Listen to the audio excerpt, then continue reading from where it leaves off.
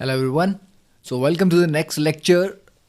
Previous lecture में हमने देखी ऑक्साइड्स के बारे में पढ़ा था, ठीक है। और मैंने आपको कहा था कि नेक्स्ट लेक्चर में हम सिलिकॉन डाइऑक्साइड के साथ स्टार्ट करेंगे, बट एक छोटा सा टॉपिक है दैट इज़ कार्बाइड्स, जो कि एनसीईआरटी में नहीं दिया गया बट आपके लिए इंपॉर्टेंट है, ठीक है, क्योंकि इससे रिलेटेड क्वेश्चन आएंगे, ठीक है। कहीं ना कहीं आपको मिलेंगे, कुछ पार्ट इसका ऑर्गेनिक केमिस्ट्री में भी आपको पढ़ने को मिलेगा, ठीक है। देखिए, कार्बाइड्स क्या होते हैं? Binary compound of carbon with some other element, ठीक है, कि कार्बन और कोई और एक एलिमेंट मिलके जो भी बनाएगा उसको जनरली हम कार्बाइड ही बोलेंगे। तो ये बाइनरी कंपाउंड है, मतलब दो एलिमेंट से मिलके बनने वाले कंपाउंड्स हैं। तो कार्बाइड्स को तीन कैटेगरी में डिवाइड किया जाता है। पहले होते हैं आयनिक कार्बाइड। आयनिक कार्बाइड का मतलब है जहां पर बॉन्डिंग आयनिक है, मतलब कार्बन और दूसरे एलिमेंट के बीच में आयनिक बॉन्डिंग है। ये तभी हो पाएगा जब दोनों के बीच में इलेक्ट्रोनेगेटिविटी का डिफरेंस अच्छा खासा हो, ठीक है। तो ये बनते हैं किसके साथ?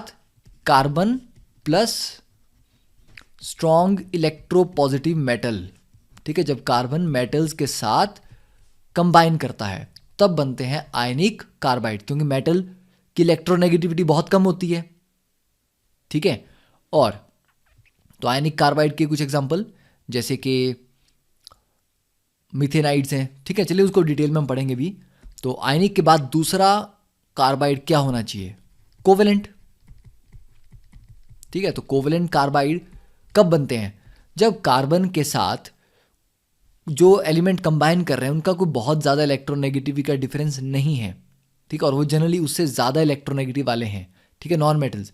तो कार्बन प्लस मेटल आयनिक कार्बाइड बनाते हैं, और कार्बन प्लस नॉन मेटल्स ये बनाते हैं कोवेलेंट कार्बाइड्स।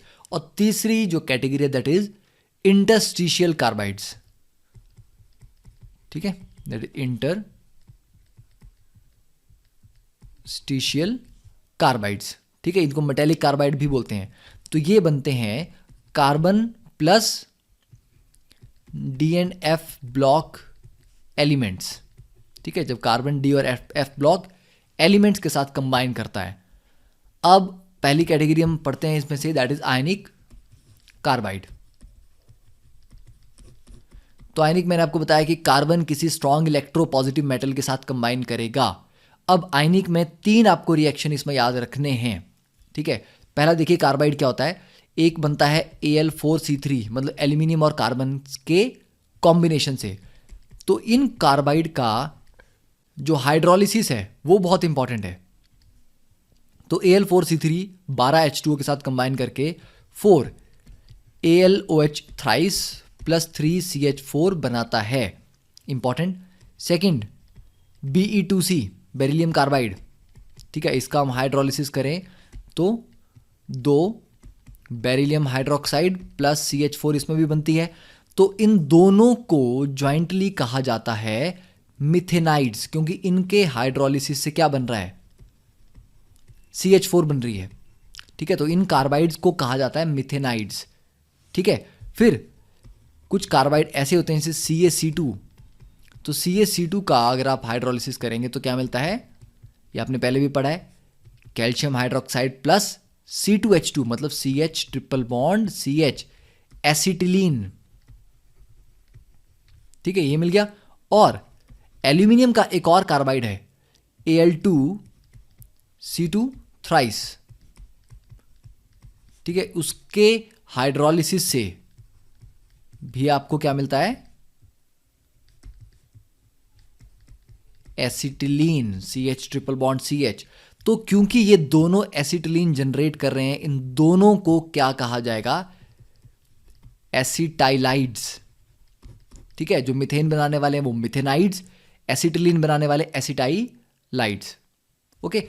और एक लास्ट कैटेगरी मैग्नीशियम का, अगर हम मैग्नीशियम के कार्बाइड का हाइड्रोलिसिस करते हैं तो मैग्नीशियम का बन जाएगा हाइड्रोक्साइड, और बाकी के पार्ट का इसमें बनता है CH3C triple bond CH, that is propyne, ठीक है। What is this? Propyne, okay. तो इतना क्लियर हो गया। अब क्या आप मेरे को बता सकते हैं कि Mg2C3 को अगर हम तोड़ते हैं आयंस की फॉर्म में तो ये कैसे बनेगा? तो ये बनेंगे 2Mg2 पॉजिटिव, मतलब 4 पॉजिटिव पे टोटल चार्ज हुआ, तो C3 पे कितना होना चाहिए? 4 नेगेटिव, बैलेंस करने के लिए, ठीक है ना। वैसे CaC2 को तोड़ें तो क्या बनेगा? कैल्शियम 2 पॉजिटिव और C2 2 नेगेटिव, ठीक है। तो इस तरह से आप आयंस की फॉर्म में इनको ब्रेक करके समझ सकते हैं कि इनमें क्या क्या बनता है। फिर कोवेलेंट कार्बाइड्स, कोवेलेंट कार्बाइड्स के एग्जांपल आपको यहीं पर लिख देते हैं साथ में। नॉन मेटल्स के साथ क्या क्या बनता है? CH4 है, ठीक है, CO2 है, देन कार्बन डाइसल्फाइड है, ठीक है, फिर सिलिकॉन कार्बाइड है, बोरोन कार्बाइड है। तो ये हो गए एग्जांपल ऑफ कोवेलेंट कार्बाइड्स।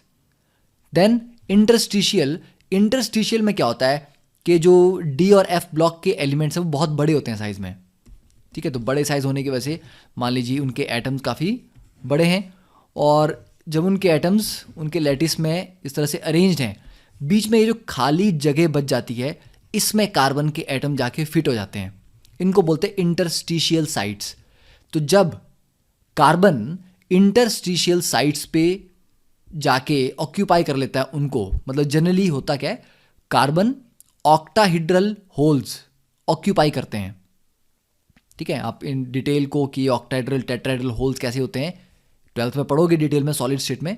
तो अभी ये समझ लो कि इसके बीच में ये जो खाली जगह होती हैं, ठीक है, यहाँ पर जाके कार्बन ऑक्यूपाई कर लेता है इनको, और इससे जो कार्बाइड बनता है उसको बोलते हैं इंटरस्टिशियल कार्बाइड। उसका एग्जाम्पल है टंगस्टन कार्बाइड, ठीक है। टंगस्टन कार्बाइड काफ़ी हाई मेल्टिंग पॉइंट इसका होता है, ओके। तो ये एक एग्जाम्पल आप याद रख सकते हैं, दिस इज इंटरस्टिशियल कार्बाइड।